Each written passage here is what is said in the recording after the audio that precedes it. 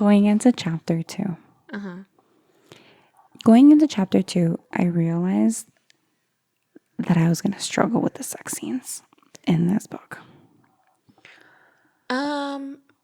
Because Okay.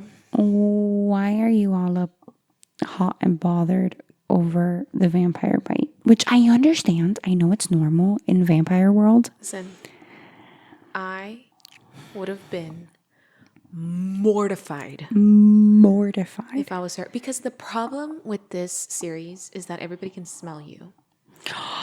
I hate that. I fucking hate that. And they smell you for days after too. I hate that. I hate being able to know like who you've been with. Yeah, I hate that like there's no privacy essentially. Yeah, agreed. So and then it's like even if you're mates or whatever, it's like damn, if you it's every day with you guys, you know, Yeah. like it's just like it's nobody's business. So I'm a very private person though, so I guess like I'm not the kind of person that would like something like that. I can't imagine who would. Yeah, I mean, But I don't know. So you're right though. Starting off with the fact that anybody and everybody can fucking smell you, and then that happens in front of the entire vampire court. Yeah, so And what I they're hate, pressuring Sarahs to drink Yeah. blood. She hasn't drank blood.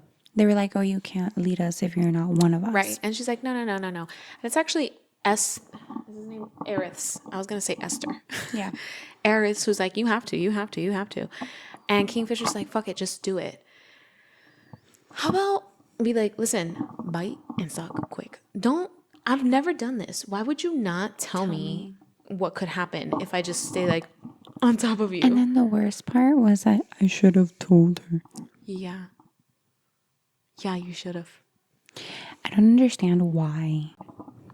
So But he doesn't. But he doesn't. So she turns him on. She gets turned on, and the entire court is can see witness to it.